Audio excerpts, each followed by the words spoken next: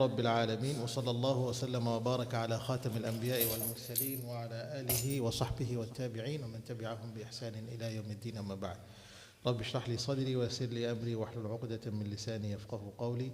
اللهم ابسط علينا رحمتك وانشر علينا من حكمتك وافتح لنا فتوح العارفين ولا حول ولا قوة إلا بالله العلي العظيم. اللهم لا علم لنا إلا ما علمتنا إنك أنت العليم الحكيم. آمين يا رب العالمين.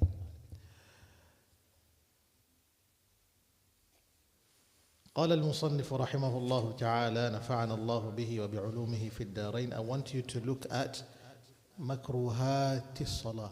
باب مكروهات الصلاة. If you have your matan with you, your text, you can use it. And as I advise constantly, do buy the text. It's literally just £2. You can have that, read through it. If you find reading Arabic is an issue, then I would say it bluntly, we have an Arabic course coming up, inshallah, where you will start learning how to look into Arabic in itself. Not in the masjid, you have to come to me directly. Barakallahu fikum. But as a piece of advice for everyone who wants to study, Arabic is not essential, it's actually indispensable. You cannot escape it. You must study Arabic. I would go to a level to say, not tulabul ilm, even Muslims. Because remember, we pray. And we need to understand what we are saying while we are praying, inshallah. And you're going to see why so when we look at this chapter, bi'idhnillah. فيقول المصنف رحمه الله تعالى وأما مكروهات الصلاة, the disliked acts of salah, فالدعاء بعد الإحرام وقبل القراءة والدعاء في أثناء الفاتحة وأثناء السورة والدعاء في الركوع وقبل التشهد الأول والدعاء للمأموم بعد سلام الإمام والسجود على الثياب والبسط وشبهها مما فيه رفاهية بخلاف الحصير فإنه لا يكره السجود عليها ولكن تركها أولى والسجود على الأرض أفضل. Now, that's one part of the makruhat, of the disliked acts of salah. We're going to cover that. If time allows us, we're going to carry on with the rest, inshallah. Is that very clear? Bismillah. He starts by saying, الدعاء بعد الإحرام ويكره الدعاء بالإحرام. You should not say a dua the moment you finish saying Allahu Akbar and you enter salah. It is makruh to say so. But there is man هذا وأجاز بعضهم. Yes. Ibn Abd Salam, he says what is not the well-known opinion of the madhab, where the madhab stands in regards to saying a dua after the takbiratul ihram. Now when we say dua, this also includes not the dua that you and I know by saying رَبَّنَا آتِنَا فِي الدُّنْيَا حَسَنَةً, actually includes سُبْحَانَكَ اللَّهُمَّ بِحَمْدِكَ تَبَارَكَ اسْمُكَ تَعَالَى جَدُّكَ وَلَا إِلَهَ غَيْرُكَ. That is part of a dua as well. Saying it is makruh. Like in Ibn Abd Salam, he says otherwise. He says that you can come with that. سُبْحَانَكَ اللَّهُمَّ بِحَمْدِكَ وَتَبَارَكَ اسْمُكَ تَعَالَى جَدُّكَ وَلَا إِلَهَ غَيْرُكَ. Now in the madhab, we do not do so لِأَسْبَابٍ, for certain reasons. Number one, and we're just going to focus on that, is that why does a person need du'a at-tahiyya or taqdimah, dua which literally introduces you or maybe connects you to the salah, while before you entered salah you made the intention clearly that you are praying a certain or specific salah and your mind is already connected to the salah itself. So how does the dua apply? Does that make sense? Number one. Number two, as you say takbiratul ihram, there is no ha'il, there is nothing in between the takbirah and the fatiha that should make someone literally stop a little bit, then do the fatiha. You have to immediately connect to the fatiha. So it becomes quite tricky to say you can't do dua immediately after the ihram. It's makruh. Lakin, as we said, from among the أقسام حكم الشرع خمسة ترام, the judgments of the Sharia, when we discussed them, we said those are 5, and among them is something which is makruh, disliked. We said the first one is the wajib, known as the fard as well, obligatory. Then we have the sunnah, and we said there's a sunnah and a mandub, isn't it? But like when it comes to the sunnah, is the recommended acts which the Prophet ﷺ did frequently. And then you have the mubah, that which is permissible by in the Sharia. Then you have the disliked one. And we said between the disliked acts and that which is haram, it's literally a borderline in between. Some of the ulama say, if you find a alim committing a makruh, then expect his followers to commit every single haram. And if you find a alim literally committing something which is mubah, we're not saying the mubah in terms of the permissibility of eating and that. There are certain acts which are known as mubah, but it's best for a alim or maybe a sheikh to avoid them, lest that his people don't fall onto them. Or worse, if you do mubah, your people will do makruh. Basically, downgrade one. Because it's as if now you've given them the opportunity to do it.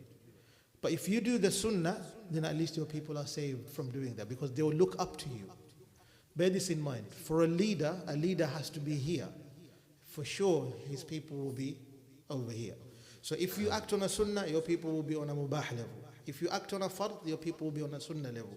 The higher the level, the higher the standard of your people living and also understanding. That's why you notice the ulama discuss this, and it's always, they're going to discuss about it. The rising of an ummah depends on the knowledge that they contain, the amount of knowledge they have. And the fall of an ummah only takes place when they are separated from ilm. Look at our ummah today. Us and knowledge, we'll be very honest on that. We are far away, far apart from ilm. And the most basic of ilm, how many do we have that they cannot read Quran? And if they can read Quran, how much of the Quran have they memorized? And if they memorize Quran, how much of it do they understand it? And if they do understand it, how much of it do they apply it? And does it stop there? No, the list goes on and on. Does that make sense? You need to bear that in mind. فَالدُّعَاءُ بَعْدَ الْإِحْرَامِ مَكْرُوهُ. Dua after the ihram, it is makruh. Why? Because there should not be any ha'il, anything in between, as a barrier that stops you between the ihram and the Fatiha. And bear in mind, it's unnecessary because you already intended to enter into salah. Your mind is there.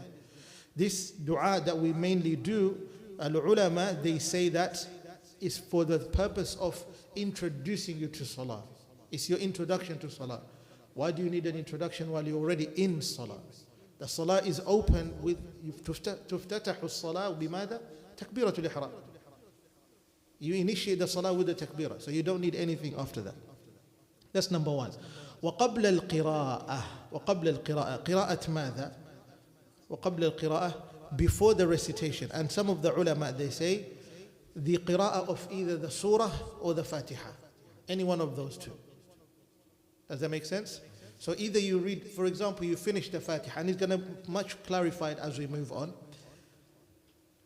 We've clarified the issue of reading a dua before the Fatiha, but what about reading a dua after the Fatiha, just before the surah? Even that applies as well. You do not do a dua. You do not do a dua if you finish the Fatiha, besides responding back to al-dhalleen, saying Ameen. Beyond that, there's nothing else. Immediately comes a surah. You don't bring a dua. فالقراءة المذكورة أو المقصودة over here is قراءة before the Fatiha and after the Fatiha, which is before the Fatiha and before the surah. Does that make sense? You don't come up with a dua. Lakin when you look at the Hashiyah and the Hashiyah to Safti, over here they don't really provide it as much. In the main Hashiyah, they provide it clearly by saying, what if there are verses of Jannah, there are verses of hellfire mentioned, and what if there are certain du'as which are made in the Quran? Do you just remain silent? Or maybe Rasulullah sallallahu alaihi wasallam is mentioned. Muhammadun Rasulullah in the Quran. Or Ya ayyuhal ladhina amanu sallu alayhi wa sallimu taslima. Those are verses from the Quran. If those are mentioned, do you respond back to those or not?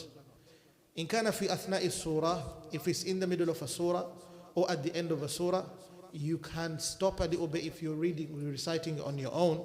Or if you're behind the Imam, you can also do what? Respond back to that and say Allahumma Ameen. Something like that. but nothing more. Make it very short. Does that make sense? But those are specific, not everything. Either imma paradise or hellfire or Rasulullah sallallahu alaihi wasallam. Bear that in mind. It's okay, but it's best that you do avoid to add anything in your salah. وَالدُّعَاءُ فِي أَثْنَاءِ الْفَاتِحَةِ وَأَثْنَاءِ السُّورَةِ. If dua is makruh before the Fatiha or before the surah, then how about dua in between the Fatiha and in between the surah? It is best to avoid at all as well. وَالدُّعَاءُ فِي الرُّكُوعِ. We mentioned this last week for those who are curious to ask. Dua in ruku'. Do you say dua in ruku'? ليس محل. It's not his place. You do not come up with a dua in ruku'. لذلك we said, أما الركوع فعظموا فيه الرب. Your duty in ruku', all you do is do ta'ظيم. سبحان ربي العظيم بحمده. That's what you do. وليس هناك حديث. There is no hadith or the practice of the Sahaba that you come with a dua in ruku'. ليست من هيئات الصلاة. It's not among the methods of praying. Bear that in mind. Understood? وقبل التشهد الأول. Can you come with a dua? Now, this stirs up the issue which was asked last week in regards to what? أما كراهة الدعاء بعد التشهد فإنها تكون بعد التشهد الأول فقط. Now that's something else. What is it? Can you come with a dua before the first tashahhud?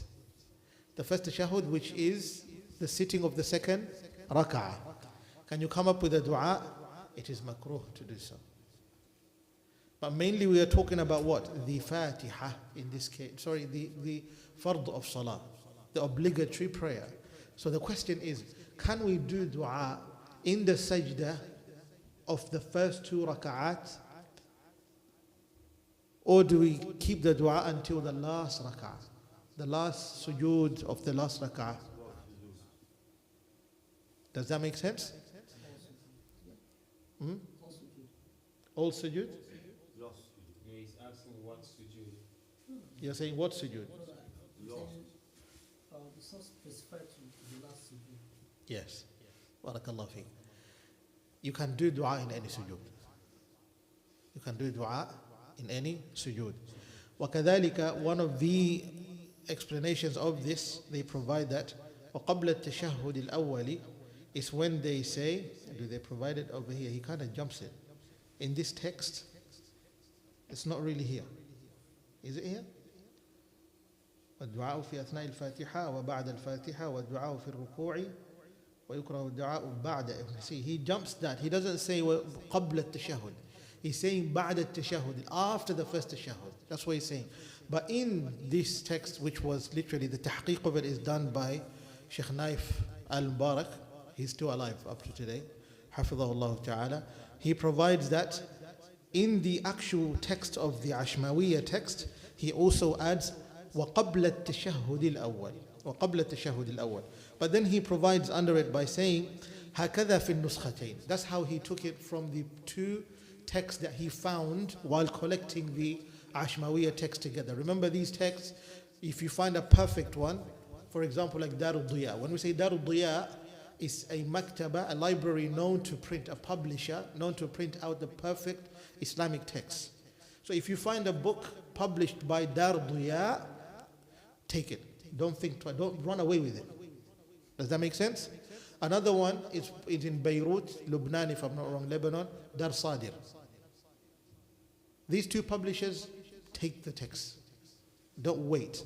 And you will notice Darul Diya, Dar Sadir, their texts are a little bit hefty in price. If maybe you find one for £2, you might find this for £3.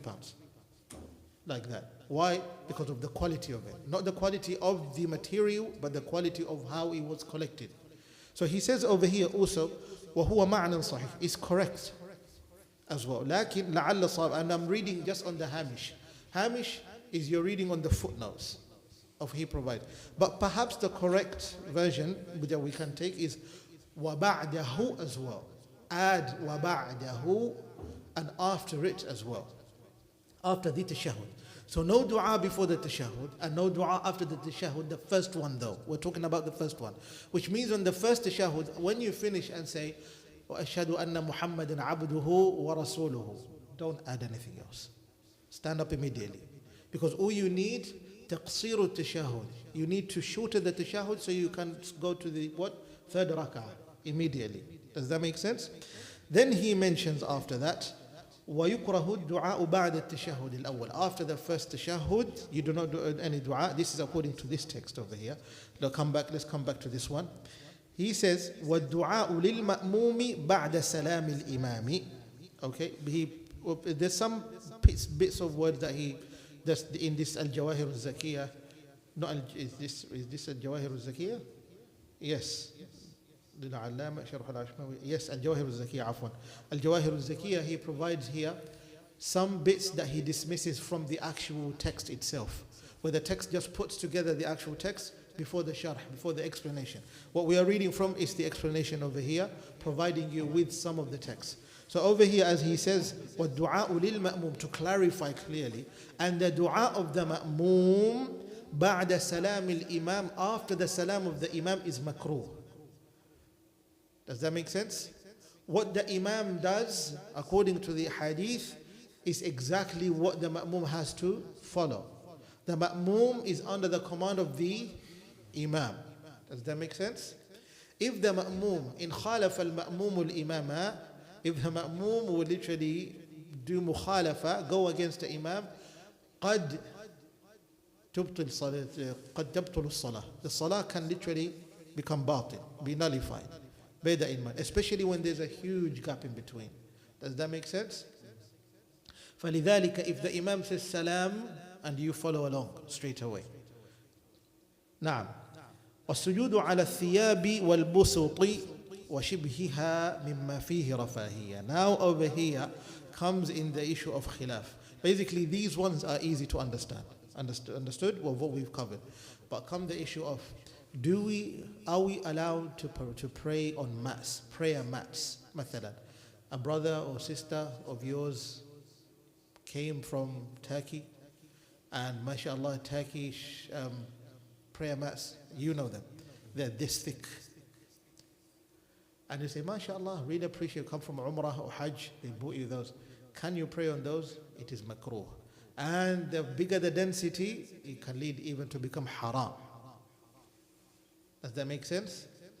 Because there is a hadith, and as you can see it in your text, what does it say? Look at page 97, second line. The hadith provides by Ya Rabah or Rabah, A'affir wajhaka bit-turab. Make sure that you fill your face with dust. Does that make sense? لكن علماء الحديث, the ulama of hadith or fiqh, what do they say? الحديث هذا ضعيف. This hadith is what? ضعيف. So where do we take the strength of avoiding the prayer mats? Al-asl fi masjid Rasulillah sallallahu alayhi wasallam is praying on the earth. Because every time Rasulullah sallallahu alayhi wasallam would pray, even when you follow the ahadith related to Laylatul Qadr, when they are عندما كان الصحابة والرسول صلى الله عليه وسلم يلتمسون ليلة القدر, when they were searching for Laylatul Qadr, they would pray and it would rain that their faces will be filled with mud. Some of the Sahaba even, their faces and their noses will be in the mud. Now think about breathing over here. Does that make sense? What does this clarify? It clarifies the issue of, do we pray on prayer mats like this or do we not? What is it permissible? What is permissible for you to pray on? Do you know those straw mats? Back home we have a lot of those. White beards, you know really well. Straw mats, straw beds, you know those? Very well, right? Kids, do you know straw mats? Technology kids, unfortunately. They don't know straw mats. Do you know straw mat? You don't? You do? Yeah, like that. Those are okay.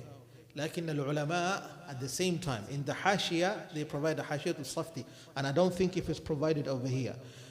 Praying on a mat, literally stitched by, which is made of hasir, manufactured of hasir, which is known as straw, over here in this case, is it permissible? The ulama say yes, لكنها bid'ah. It is a bid'ah. Now, how does the permissibility come on something which is bid'ah at the same time? This which we are using over here is bid'ah. Come the brothers, the Salafi brothers, subhanallah, they eat our heads off. Bid'ah, every bid'ah becomes dalala. Did you know the hadith literally reads otherwise as well? That every bid'ah is dalala, kullu dalala fi nar. That piece at the end, wa kullu dalala fi nar, actually does not exist. It's not part of the hadith. It's added on top. Understood? And if we say every bid'ah, then there are so many things that we have to avoid. And I'm not going to go to cars and all those. I'm actually going to come to just these prayer mats that we have in the masjid. Al-Imam Malik rahimahullah ta'ala did not recognize for once the permissibility of praying on mats. Only for the first line, if they would put down straw mats mathalan in the masjid al-Nabawi, so that to separate the first line people from the other lines, especially for the Imam. Does that make sense? That's how they developed. But other than that, praying on the earth is al-asl. Black in the ulama, they say it is bid'ah mubaha. It is a bid'ah which is accepted.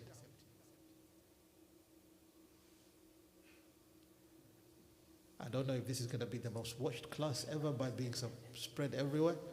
Like, and that's the fact. And I think you have it over here as well. Look on your hashiyah, on the hamish, basically footnote.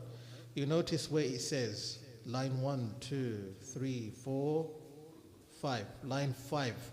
Near the end, it says what? لأنه أقرب للتقوى فرش المساجد. Okay, فرش المساجد بالحصر من البدع أي مباحة لكن تركها أولى. Take the last bit. Avoiding it is what? Much better. Does that make sense?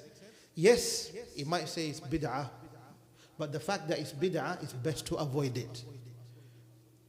Not that we don't recognize it, we do, but at the same time, best to avoid, to do what? To avoid it. Does that make sense? You avoid the bid'ah as much as you could. وكذا فرشها بالبسط من البدع المباحة ولكن تركها أولى. Leaving all this is أولى. And I agree with that fact, that leaving them is best, but we cannot avoid it at the same time. Why so? Imagine in the UK. Now it's only 13 degrees. Come up to 7 degrees or -7. You're coming here for Salatul Fajr. You have the highest of Iman. The first thing you encounter is literally cement on the ground. And it's so cold that the masajid, no matter how much of the heaters you put on, these ones, central heating systems, heating the masjid, and also you put those ones on, nothing will work. I promise you nothing will work. Does that make sense? So even when we put our mats, make sure that they are quite thin. You're more closer to the earth than being far away from the earth. Is that clear? Barakallahu fikum. Now, we said وَيُكْرَهُ السُّجُودُ عَلَى الثِّيَابِ وَالْبُسُطِ وَشِبْهِهِمَا مِمَّا فِيهِ رَفَاهِيَّةٌ. The key point here is that which adds some luxury. Because salah is not about luxury. Salah is about connection to Allah and humility. Humbleness. When you're in salah, another reason that you do sujood directly to the earth is to show your humility to Allah, let alone it being practiced by Rasulullah sallallahu alaihi wasallam. لِمُنَافَاتِهِ لِلْخُشُوعَ الَّذِي هُوَ مَطْلُوبُ الصَّلَاةِ. It is what salah requires. That's another one. What else do we have as we move on bi'idhnillah? He says over here, وَالسُّجُودُ عَلَى الْأَرْضِ أَفْضَلُ. Now, alhamdulillah, we finish this as quickly as possible. Let's try finish off the second bit that is part of the makruhat, and then if you have any questions you can raise them, unless if either I'm very clear, which I'm not, number one, or maybe the class was so boring that you didn't understand the thing, or number three, you're not bothered with this class, you want to go home. Is that the case? You're free if you want to read. I'm not asking questions, but actually I want to be clear so that وَالسُّجُودُ عَلَى الْأَرْضِ أَفْضَلُ. This is the first part. Yeah, that's the first part, yeah. Now we're coming to the second part of the makruhat. وَمِنَ الْمَكْرُوهِ السُّجُودُ عَلَى كَوْرِ عَمَامَتِهِ. We mentioned this as well. Doing sujood on your amama that you've literally wrapped on your head. And kawrul amama, when we say the wrapping of the amama on your head, the turban, is what's the density of it? They say طاقتان المشدودتان or طاقتان مشدودتان or طاقتان المشدودتين. Two of those wrapping, you literally wrapped it around your head twice. You know these normal amama shimagh that we normally wear? You know what a shimagh is? These turbans which you open it up like that, you see many people wearing them when you go to Morocco, when you go to the UAE, you go to Saudi and all of that, and then you fold it, make it as a sambusa, basically, like that, not triangle, and then you do it on your head. If it's above 2 layers, then it becomes haram. Tabtulu salah, your salah becomes haram. Like if it's 2 layers, the ulama can turn a blind eye because they say it is makruh. وَالْمَكْرُوهُ لَا يُبْطِلُ الصَّلَاةِ. A makruh does not invalidate your salah. But as you know, a makruh act is literally the borderline of haram. Does that make sense? So you avoid that. So mathalan, if you're wearing a amama which has 2 thick layers, or maybe not 2 thick layers, but actually 2, you've wrapped it around your head twice, push it up so that the jabha, the forehead, can be open and free. We said that the essence of sujood is not the 7 limbs, it's the jabha. Why? Every single non-Muslim who literally denies Islam, those who literally have something against Islam. We're not talking of those of the masakeen which do not know anything about Islam. We're talking about those who manifest their hatred towards Islam. The first thing that they hate the most is bowing down. They will never bow down. And the Arabs, especially Abu Jahl, for example, which one day he was Abul Hakam, he didn't become the father of wisdom anymore. He became the father of ignorance. And Utbah, these people, when you told them about sujood, what did they do? They denied, like literally, proper denial, without even thinking twice, because they saw themselves as kings who led parliaments. How could they do sujood on the earth while they are the ones leading? A king today that exists, a monarchy that exists today, do you think that king will do sujood on the earth? Unless if it's a Muslim king, that's different. But other than that, what's the big issue here? Doing sujood on the earth. No one wants to do that. But the moment you do sujood on the earth, then remember you are in front of Rabbul Alameen. Khalas, simple. You've showed your humility and your submissiveness to Allah. You've submitted to Allah by doing that sujood, which we take lightly. Many people find it a problem. Malcolm X, you know about him. When he said the first day that he did sujood, he never felt free than compared to any other day. He didn't realize the secret behind doing sujood on the earth. His kibr, his pride was washed away immediately, torn to pieces, broken down. He realized that. He didn't know the power of sujood. But he knew that was the only thing that was holding him behind and holding him back from understanding the message itself. So when he did sujood, he realized that he was a servant among the servants of Allah. Imagine that. So فَالسُّجُودُ عَلَى كَوْرِ عَمَامَتِهِ, what do? You lift your amama, you do sujood. أَوْ طَرَفِ قُمِّهِ أَوْ رِدَائِهِ. Now this might seem strange, but who's seen a Sudanese qamis? It's a Sudanese jubba. You've seen it, right? Yes, exactly. فَطَرَفُ الْقُمِّ is literally the edge of your sleeves. Now people before, they used to wear some massive, the sleeves were so big that they would even store scrolls in there. That's how big they were. Some Tullab al-Ilm, then we're talking about years ago, maybe a millennium from now. And we say a millennium meaning 1,000 years ago from today. People used to wear those, or maybe before the rise of technology and the world order changing and shifting and everything else, there was a different tradition. Today we are disconnected from our ancestors. This is just a side note or a tangent. So much so that if we are reminded of how they used to wear, we cringe, we think that no, I can't wear like this. Simply put, if someone comes in today and wearing a amama, like how the scholars wear, you don't just stand out, you're pushed aside. You don't look like people anymore. Well, it's a fact. We have to agree to it. And we live in times that we have to agree to the times themselves. I'm not saying you come tomorrow and you start looking strange. That's not what I'm saying. You have to literally blend in with your times. But what I'm trying to just make clear to you is realize that there's a total disconnect from us and what happened 200 years ago. And not even 200 years ago, just from the 1924. World War I and all of that, we only know the atrocities. But what happened before that? There's only bits of what history has preserved for us. And there's a purpose for that. So that mankind can have their brains wiped away from the past and literally just connect them to the future. If you don't do that, technology won't rise. Industrialization won't take place. All of these revolutions that you saw happen then, and also the demolishing of the past and bringing in the present, wouldn't work. Who would want to disconnect from their ancestors after understanding the truth? No one. That's the honest truth. Does that make sense? So one of them is the tradition of clothing.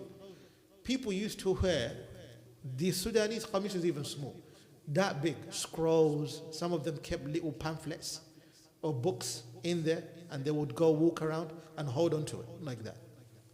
So what did they used to do? If it gets too hot in a hot country, remember these texts are even written, for example, in Saudi, such as Medina, because Imam Dar al-Hijrah is, who is he? Imam Malik. Dar al-Hijrah, it is the home of migration. And which was the first home of migration known as? Medina. Medina to Rasul sallallahu alaihi wasallam. Understood? That's why it was known as Imam Dar al-Hijrah. When this was being written, maybe after years, but he was discussing about these issues and explaining from his own aqwal, from his own evidence, but understanding how do you pray and everything. So if it is makruh to do sujood on a carpet or a mat, then, or if someone literally takes a piece of their clothing and lies it down so that they can pray, do sujood. Imagine that. Understood?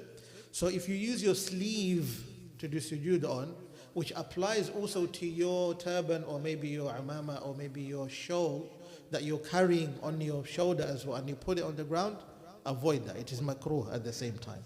فطرف الكم أو طرف الرداء. أيوة, رداء. See, your shawl that you have, you put it on the ground so that you can do sujood on it. It's makruh. والقراءة في الركوع والسجود. And to do qira'ah, to recite basically Quran in ruku' and sujood, is makruh. Does that make sense? والقراءة في الركوع والسجود مكروه. أي قراءة القرآن إلا إن كان دعاء. Only if it's dua.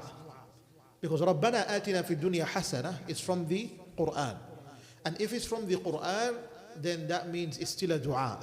And it wouldn't change the fact that it's a dua. Would it be accepted? Yes, it is accepted. When does it not become a dua? When does it not become a dua? When does this dua, رَبَّنَا آتِنَا فِي الدُّنْيَا حَسَنَةً, when you recite it in ruku' or sujood, does not become a dua? Or رَبَّنَا لَا تُزِغْ قُلُوبَنَا بَعْدَ إِذْ هَدَيْتَنَا رَبَّنَا إِنَّنَا سَمِعْنَا مُنَادِيًا يُنَادِي رَبَّنَا ظَلَمْنَا أَنفُسَنَا. When does it not become a dua? Maybe if you recite the entire verse, if you recite the entire verse, it's sort of picking up like an excerpt from it. Those are already extracts from verses. Yes, if it's a complete verse, that could be recitation of Quran. That could be one of them. Surah Fatiha, if you read it, it's not the one. Surah Fatiha next verse. That's one.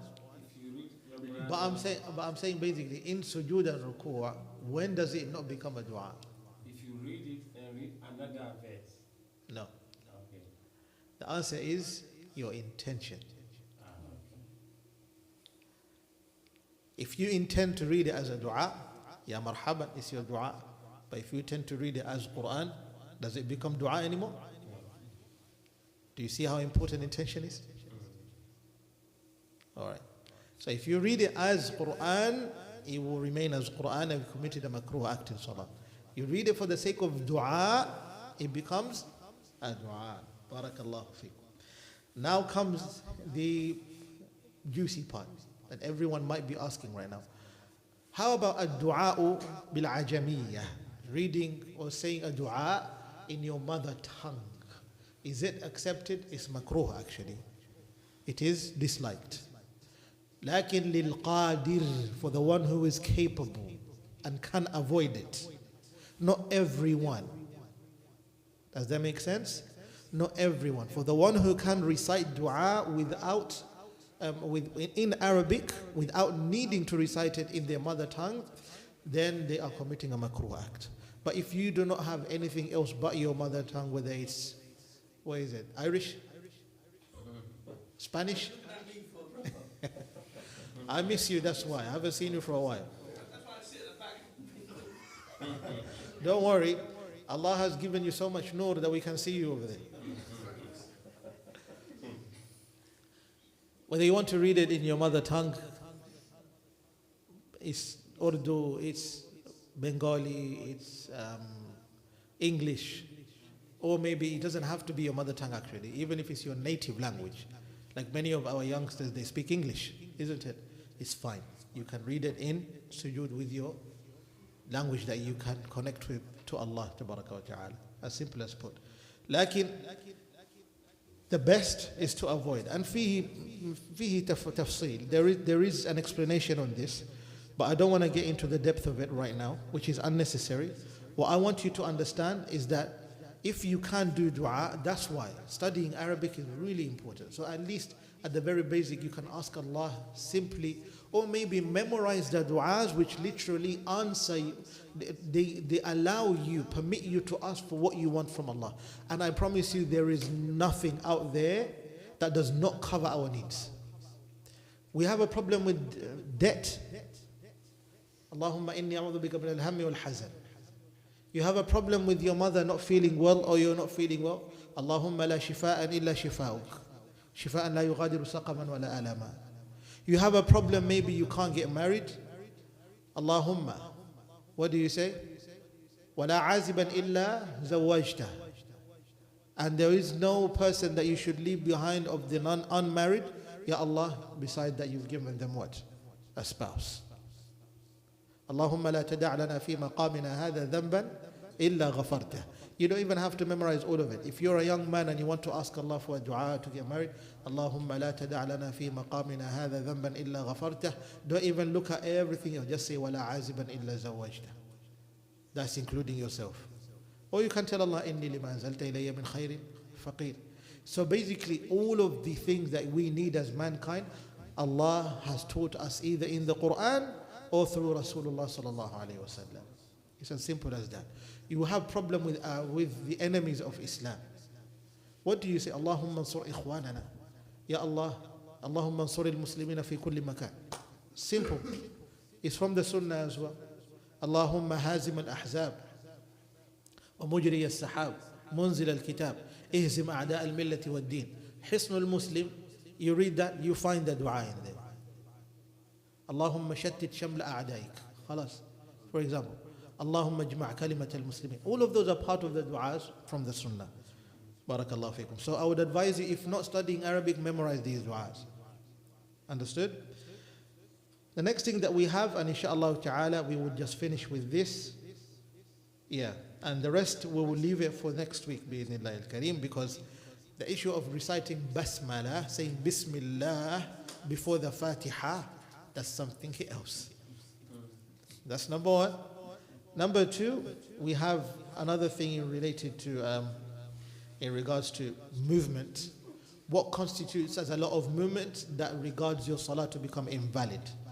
We say movements such as playing with your beard, scratching your head all the time, flicking your fingers, clicking your fingers, mathalan, or maybe fidgeting all the time, for example, in salah, or someone moving all the time.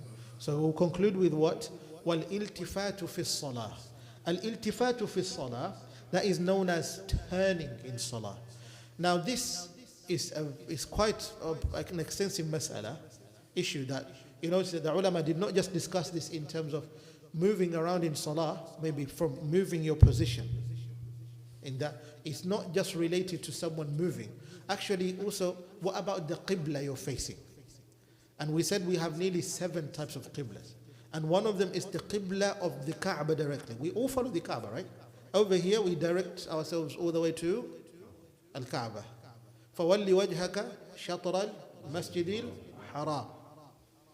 Simply as that. So what do you notice? If that's the case, am I facing Masjid al-Haram? Yes, I am in terms of direction. But is it right in front of me? No. So if a person literally moves a little bit while they're facing the Kaaba, and it makes them not face the Kaaba exactly, in this case now it's not makruh anymore. Your salah is batil. Nullified, yes. The person that's in the house. In the haram, and they're facing the Kaaba. But in this case, not here, not in Dagenham, no. Not in Dagenham, or Tower Hamlets, or Ilford, or Barking, no. Understood? And when we say 7 Qiblas, some of them, it's been so long since I've taught this, but you notice that's one, the Kaaba is one. The Qibla of the Masjid that you follow. You have the Qibla of the Imam. You follow the Qibla of the Imam as well at the same time. Those are 3 already. And we'll look into the other ones if I do remember them, inshallah. We did cover them a long time ago. So al-iltifatu fi salah, moving around salah. What does Rasulullah sallallahu alaihi wasallam say? Al-iltifatu fi salati ikhtilasun yakhtalisuhu ash-shaytan min salati al-abd. It is the type of theft which shaitan makes the servant commit in salah and purposely makes them get out of the range of where they should be standing. Does that make sense? Which brings is mas'alatu sariqa fi salah, a thief in salah. The ulama, they don't just say a thief is the one that literally just does touch go in salah. That is a thief in salah. And Rasulullah sallallahu alaihi wasallam, he says, "Ma tarawna fi sharibi waz-zani was-sariq." What do you see? What do you think of the one who literally drinks, and the one who commits zina, and the one who commits theft? The Sahaba said, "Allahu wa Rasuluhu a'lam." The Messenger and Allah and His Messenger, they're the ones who have knowledge. Does that make sense? The Rasulullah sallallahu alaihi wasallam said, "Wa aswa'u sariqah," and the most evil of theft is the one that literally enters into salah and they have no tuma'nina. Like literally, they're in salah. Ruku', sujood. It's as if you see a hen trying to just all the time hit the ground, picking up the rice. You don't nod like that. Understood? فَالْإِلْتِفَاتُ is part of them. But what about, mathalan, you see a danger happening of your child right over there, they might harm themselves, and you're in salah, and literally going for them is going to cause you to move. What do you do? In this case, it's fine. It is not makruh, because there's a damage that might take place. So what do? It's a leeway that you go, save the child, and move. What if someone wants to steal your shoes right in front of you, or your property? What do you do? Yeah, you deal with them properly. Understood? You don't let them do that. You go down, take your shoes. There was a joke that was going around on social media. A man was praying and then he had his shoes literally on his side, and someone wanted to steal his shoes. What happened is, as he was on sujood, he was doing exactly what he's not supposed to do. Touch, leave. And as his shoes was going and he's holding onto his bag, the thief was pulling him and his musalla. That's exactly what was happening. But could you blame the man? Of course you can't. That's his belongings. He has to take care of them. Understood? Inshallah. And we'll stop here. We'll look at the other masail bi'idhnillahi al-kareem in our next class. Wa sallallahu wa sallam wa baraka ala nabiyyina Muhammad wa ala alihi wa sahbihi ajma'in. Do we have questions? Can I see a show of hands? MashaAllah, only 2 people. Some of you will start making up questions now. Now, Sheikh Ibrahim. Okay, what about now? As an Imam, you live in Salah and you left your mobile phone somewhere here. You forgot alarm was. You will keep on ringing and it's disturbing the Salah. People are not concentrating. You go on sujood. You try to grab you turn a little bit, not turning fully, but you know where the phone is. You grab your phone and switch the alarm off. Otherwise, it's first rakah. It will continue to disturb. What about that situation? Applying that because of a phone, I cannot answer you now. I have to come back to you. Because that does not constitute a danger. That actually constitutes heedlessness. But it will continue to. I know. I understand you. Because you have to look at the nature of the reason. Does that make sense? What reason constitutes as an accepted turning? Because if we say, mathalan, he forgot to put his phone on silent, which is understood sometimes that happens, but then he forgot his phone, it was behind him, he had to go take it. Does that allow the person that literally receives a customer from Uber and then they just say, accept it? Does it allow them? That's another one. So I have to come back for you too, inshallah. Now I'm saying. Yes. You know when you mentioned about when you're praying in your in any garments you're wearing on the floor, I tend to use when I'm on the motorbike or something, when I'm doing on the street, and I did it the other weekend. I took my jacket off and laid it on the ground and then prayed. That's fine. That's fine. Your jacket is not heavy enough to make you not touch the ground. And bear in mind, it depends on where you're. Yeah. You don't know this clean or not. It depends where you're praying. It depends on where you're praying. Mathalan, you might be outside where literally you've seen people that their tahara is literally questioned left, right, and center. Mathalan, recently I went with my family to South Kensington, and we went to visit some museums and that, and now it's time to pray. I would not trust the grounds of the museum and say I would pray here without laying something on the ground. Just a second. Understood? Because I know the people that came from the toilet, what they've been doing, the najasa they come out with, where they walk, the amount of things that are happening. So you can't just trust all the time. Does that make sense? Before I come back to you, Patrick. Yeah. Of course. Why do you want to call him Peter? Call him Patrick. But someone had a question though after him. Yes. Yes. Keep yours. Yeah, it's everywhere dry is tahara, we understand. But then you got to look at your surroundings as well. For example, Rasulullah sallallahu alaihi wasallam, applying this, he once entered the masjid and he took his shoes off. The Sahabas followed him.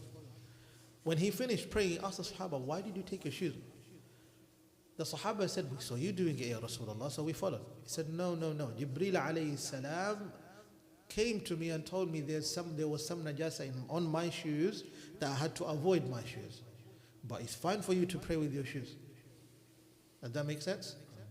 So you realize over here, you look at the position you're in, what you're wearing, and all of those, considering them. Does that make sense? Inshallah. It might be shoes, but you realize it's not just about the shoes, it's even about the place that you do najasa. The ulama went so far to say, what if, for example, you're doing sujood and you know that there's some najasa right in front of you? Does that count as a place where you can pray? They say as long as your 7 limbs as you pray do not touch the najasa, then your salah is accepted. Yes. You're surprised. Because the essence of salah is not just the place that's open for you, it's exactly where your body touches. Where your body touches on the ground is exactly where you pray. Because your whole body doesn't touch the ground. It's just the parts that touch the ground. If you know the najasa is not on the parts where you touch the ground, for khalas, you can carry on praying. Understood? What if, for example, you're wearing shoes and you realize your shoes have najasa underneath them? You realize that in salah. What do you do in that case? No. You don't just remove them. You make sure as you remove them, the sole of the shoe does not leave the ground. The moment they leave the ground, you've gone with the najasa. And now you have to repeat the salah again. Because when you don't lift your shoes, the najasa remains where it is. So what does that do to you? It makes you move from the position you're at, go a little bit further or a little bit behind so you can avoid that najasa and your body does not touch it. Because where you lay your feet is exactly part of your body where it is. Does that make sense? Exactly what I was saying right now. Sorry, I didn't get that. We said that where your limbs touch the ground should not be where the najasa is, isn't it? So if the najasa is in the middle here and your limbs touching the ground are not the places that the najasa is contained, what happens? Your salah is okay. Which applies to your shoes. Because the najasa is literally settled in one place, concentrated in under your shoes, and it's there where you're praying, make sure that you do not lift the najasa with your shoe as you take your shoe off. So the najasa remains where it is, and you move a little bit from the shoes. It will be similar to that of the najasa which is in the middle and your body won't touch. Does that make sense? But then you're still wearing shoes. You already taken them off. Also, when you take them off, you have to move them out. When you take them off, keep them where they are. You move a little bit. Leading question on the shoes. Praying with the shoes. Yours is the second question. Mr. Peter Patrick has a question. Yes. I've done praying on building sites and it's Yeah. been filthy site. I put my hoodie down and prayed on top of that. That's still with my prayer mat. When you say filthy, do you mean filthy as in Dusty. dust is not najasa? I mean, like it's proper filthy place. The dust, that's what I'm telling. That's what I'm trying to explain to you. What constitutes as impure, is what fiqh recognizes. Well, basically, what the Sharia recognizes as impure. But if it's normal, let's say rubbish like dust, wood, and all of those building material and everything, that's fine. But if you lay something down, it's okay. Understood? In fact, it is recommended to do so in this case because with the dust and also the building material that you have, if you don't do so, you might touch something that would harm you then. A piece of wood, a piece of nail, or maybe dust that you will inhale and then will cause you somewhat asthma issues. You shouldn't do that. Now, yes, you following up with your question. Yes. And we'll conclude with that, inshallah. About the shoes. Yeah. So if you did masa on your shoe, then if you You can't do masah on your shoes. a lot of people do masa. Not accepted. What about socks? رخص مسح الخف لأنثى أو ذكر في حضر من غير حد أو سفر. Understood?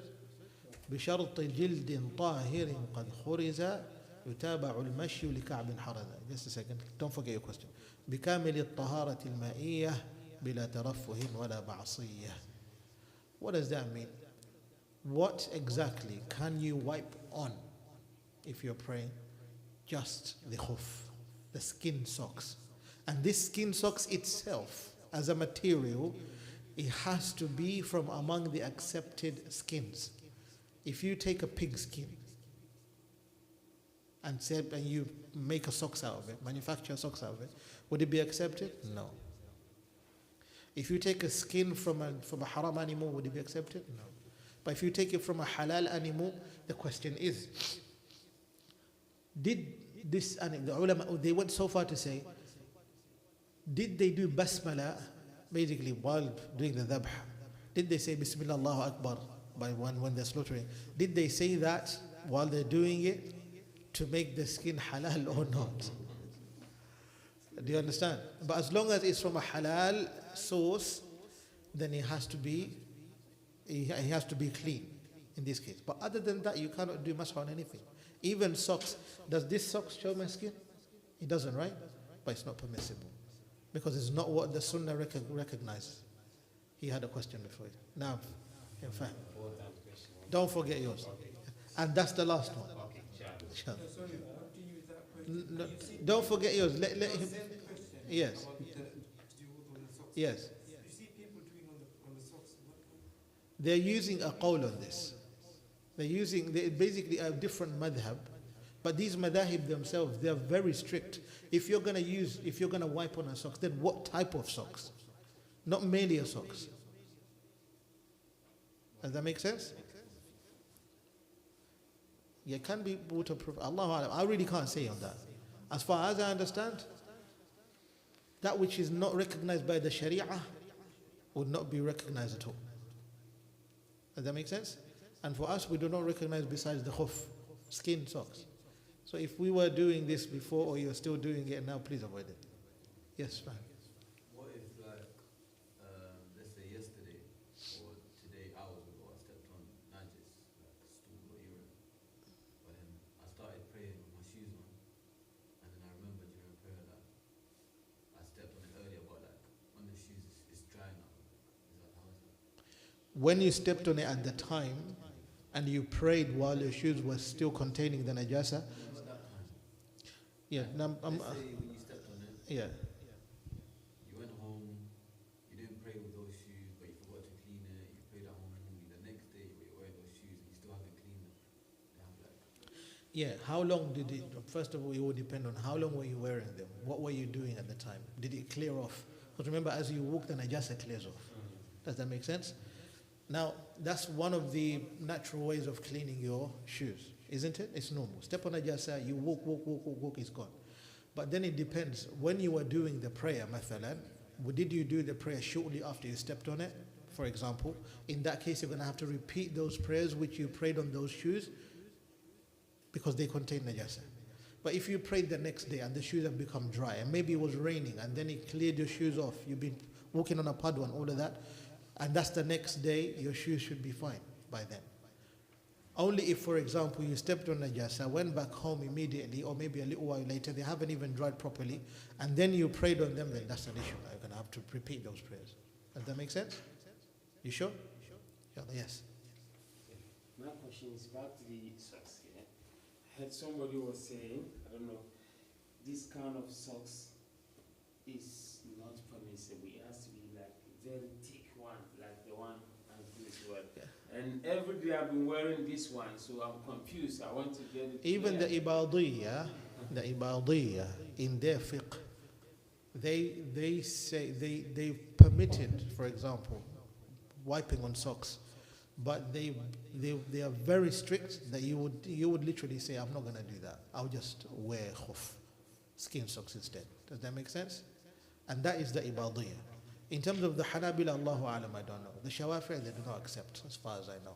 The Ahnaf, Allahu Alam as well. But in terms of the madhab, I've understood, and according to where the qara'in stand, where the evidence stands, it's only khuf, not socks at all. So we're not talking even about the thick or light socks. As if it's socks, it's not. Socks is socks. I see. It's only skin socks, known as khuf. Al-khuf. So, You gifted me one once. sorry? You gifted me one once. And I loved them so much. I would constantly did dua to you for that. You don't remember, I know. Wait, sorry to say, can you give him another one? They became old anyways. It's been a while. I used to wear them So, constantly. Mustafa, do you wear your socks and pray? The reason why I'm asking is that if, let's say, from Adam Azai you follow, where socks is okay, so this one, is it okay, or I need the thick one, or this one is fine? This is I okay. can't tell you about the other madhahib, Okay. because I don't have any knowledge on that. Okay, Same uh, with leather. okay, fine. Yeah, I don't have any. Sure. Barakallahu feekum. Yeah. Yes. No, okay. If we pray and we get to the sujood time, Yes. and the Imam went from the sujood, Allahu Akbar, most of them, I'm talking about myself, you got dua on the last rak'ah on the prayer, and you feel like you want to do as much dua as you can, because that's why I believe most of the new khataya goes off your shoulder or you do sujood.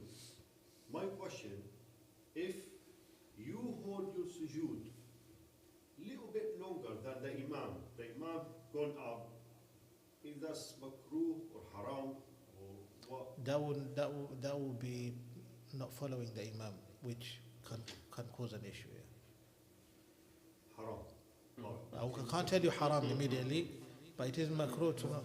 With that, Yes, that's with that, could you elaborate on when the ma'mum should move in Well, salah? What do you mean? Yes. When does the ma'mum move? The ulama provide, and they don't even provide it here. You have to read it in the hashiyah. They say, when does the ma'mum move in salah? When the imam is leading salah. The ma'mum is not allowed. لا يسبق المأموم لا يسبق المأموم الإمام. The ma'mum should not literally be ahead of the imam. And the imam has to be smart enough to be moving quickly so that he doesn't cause trouble to his ma'mum, to his followers. Does that make sense? And yes, he raised a very good point. I've noticed this a lot. Some people, the moment you say, not even Allah, you say, everybody, they're gone. like that. That is wrong. You will ruin your salah. Because if you literally just surpass the imam a little bit and you're ahead of the imam, then you're not even in salah. You're not even following the imam anymore. You're following yourself. Does that make your salah valid? Jazakumullah khairan. If the imam is fast, then you'll be slow, which is good. No, what I mean is because sometimes you're praying Dhuhr, for example, and then you're in sort of Fatiha or finish, and the Imam goes to Dhuhr. Remember we talked about Fatiha and we said Fatiha is unnecessary? So can you stop in the middle when the Imam... If Fatiha is unnecessary, then even if you say Al-Ha and the Imam says Allahu Akbar, follow. Does that make sense? Even if you were saying Rabbil, before you say Alameen, you say Rabbil Allahu Akbar, straight away. You do not wait. You follow the Imam immediately. The Imam has the lead here. And thank God that Allah has caused the Imam to carry all your burdens. Come on. The burden is on the Imam. Sometimes, why do you think I love to let another Imam lead Salah? Because not all the time I'm the one taking the hits. It doesn't work that way. Does that make sense? You said about doing wudu on the socks is not allowed, you can't do it. How did we go from Salah to No. I've seen Imam doing that, doing the wudu without having taken off the socks. Allahu Alam where they get that from. But personally, I will tell you, So you say that you control the Imam. forgive me for saying this. Forgive me for saying this, yeah?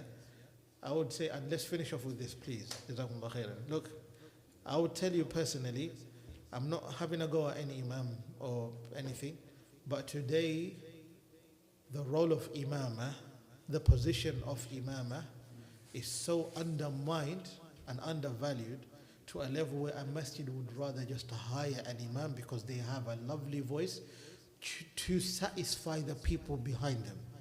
Even if this person does not even know how to do their own tahara of istinja and istibra. Listen to those two terms. واستنقي باستخراج ما في المخرج واستبري بالسلت وبالنتر النجي. Istibra and istijaa. These are literally simple things that you do when you go to the toilet. Ask an imam. Mathalan, they make a mistake in salah, they don't even know when to do sujood sahw. They will mix it up and down. And you ask them for, don't even ask them for evidence. Ask them for one book that they studied properly on fiqh. They wouldn't. I remember once, a brother came from Egypt, and because he came from Egypt, carrying the Egypt title. And I'm merely a normal imam, as you know. I don't really have to show titles and anything. He comes to me discussing about another imam in a grand masjid, rather than saying about the common issues that are there of the musallis, or maybe the community, or maybe what's happening that the imam might have to avoid for the betterment of the people. You know what he's discussing about? Is raising your hands in qunut and not raising your hand. Which one is bid'ah? Like literally, that's your concern. Do we raise our hands in qunut or we don't?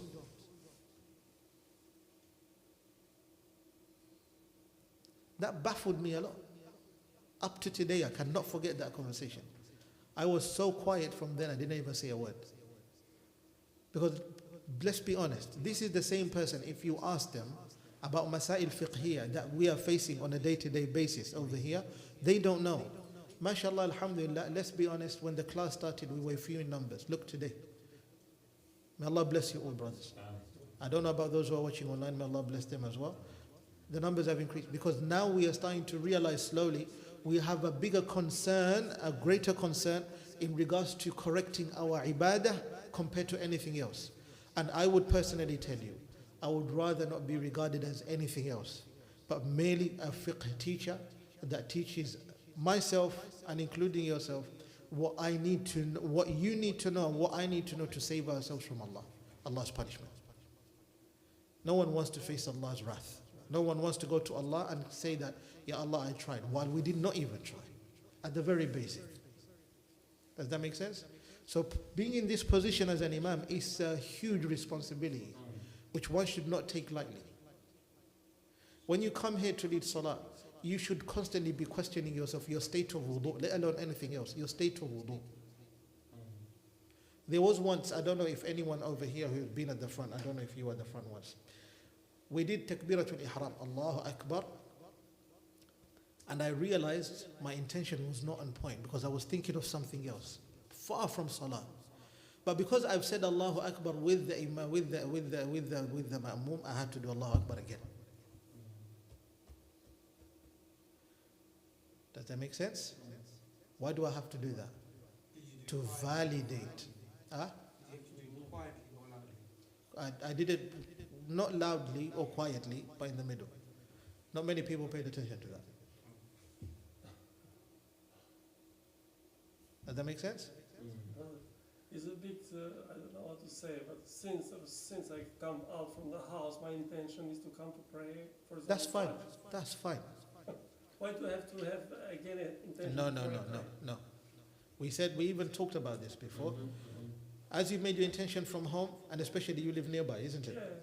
Walk from home to here, do your Allahu Akbar, khalas, simple. It's finished. You already, what was the intention? I'm coming to the masjid. Yeah. Yeah. Barakallah.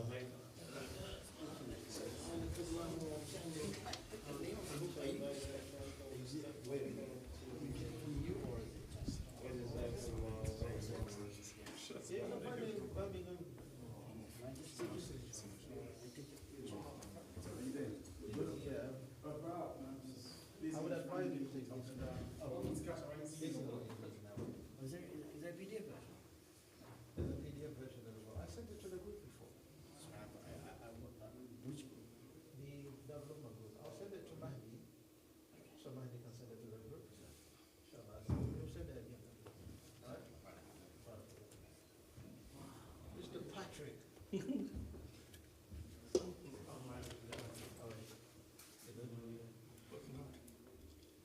know. I can see your phone is saying it. That's not even happening, is it? No, I'm saving up to go to Hajj for next year. MashaAllah, MashaAllah. It's very difficult at the moment. Because when you look at the prices, certain packages are different and others you think, which one I save for? I don't know. Because you've got to do... I'm going to take this job to show. Oh. Just like this, the one who will come to do your hand tomorrow will do it. No, that's what I'm... No, let them all do it. Get some ajr on it. Get Patrick to do it.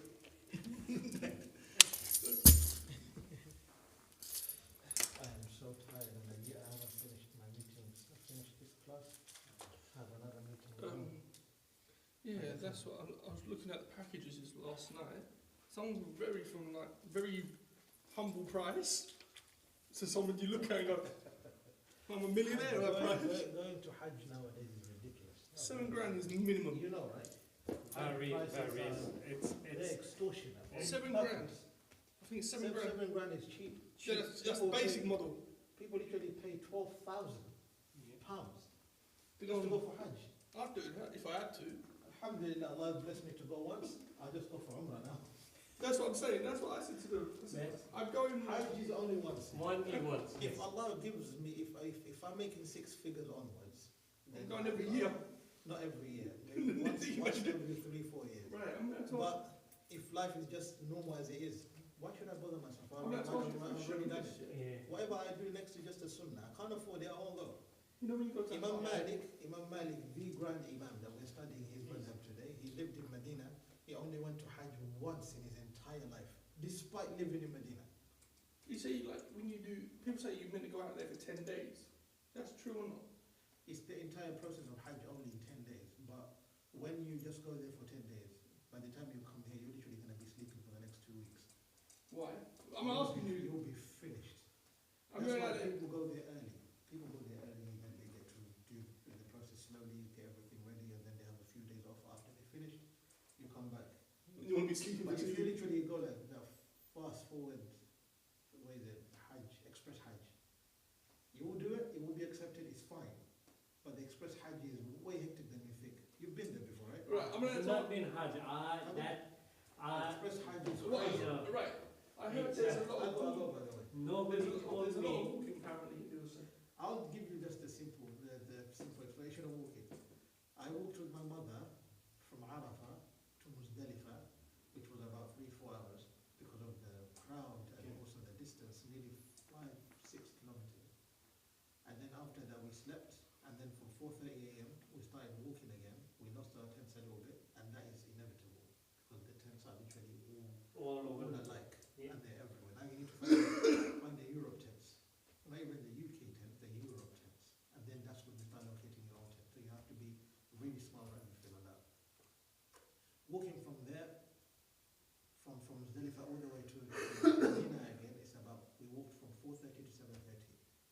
And then after that, about 8:30, midday, you start walking again to Jamarat, where you're going to literally pelt. Yeah.